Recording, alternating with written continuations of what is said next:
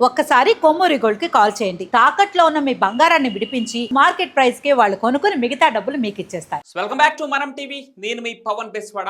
భారత్ పాక్ యుద్ధ వేళ చండీగఢ్ ప్రభుత్వం ఒక కీలక నిర్ణయం తీసుకుంది. రాష్ట్రంలోని యువత పౌర రక్షణ వాలంటీర్లుగా చేరాలని చండీగఢ్ ప్రభుత్వం పిలుపునిచ్చింది. మే 10, 2025 ఉదయం 10:30 గంటలకు చండీగఢ్లోని ఠాగూర్ థియేటర్లో నమోదు శిక్షణ శిబిరం జరుగుతుందని తెలిపింది.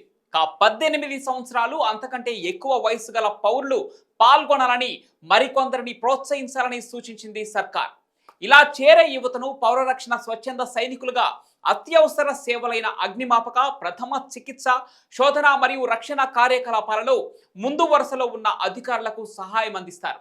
భారతదేశంలో పౌర రక్షణ 1968 సివిల్ డిఫెన్స్ యాక్ట్ ద్వారా ఇది నియంత్రించబడుతుంది. ఇది శత్రు దాడులు లేదా విపత్తుల నుండి పౌరులను రక్షించడానికి, జీవనోపాధిని కాపాడటానికి రూపొందించబడింది. 2009లో ఈ చట్టం సవరించబడి సహజ మరియు మానవ నిర్మిత విపత్తుల సమయంలో కూడా పౌర రక్షణ సేవలను వినియోగించుకోవచ్చని తెలిపింది. అయితే ఇటీవల చండీగఢ్లోని నీలం థియేటర్ వద్ద సివిల్ డిఫెన్స్ మాక్ డ్రిల్ను నిర్వహించారు.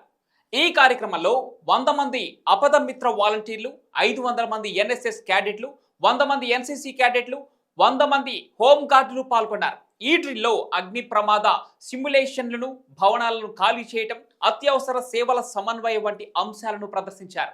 ఇక ఈ డ్రిల్స్ లో భారీ మొత్తంలో యువత పాల్గొనింది. అయితే అకస్మాత్తుగా చండీగఢ్ యువతను పౌరరక్షణ స్వచ్ఛంద సైనికులుగా చేరాలని పిలుపునివ్వడానికి ప్రధాన కారణం ప్రస్తుతం భారత్ పాకిస్తాన్ సరిహద్దు ఉద్రిక్తతల నేపథ్యంలో అత్యవసర పరిస్థితులకు సన్నద్ధతను పెంపొందించడంతో పాటుగా స్థానిక స్థాయిలో భద్రతా సామర్థ్యాలను బలోపేతం చేయడం కోసమేనని తెలుస్తోంది.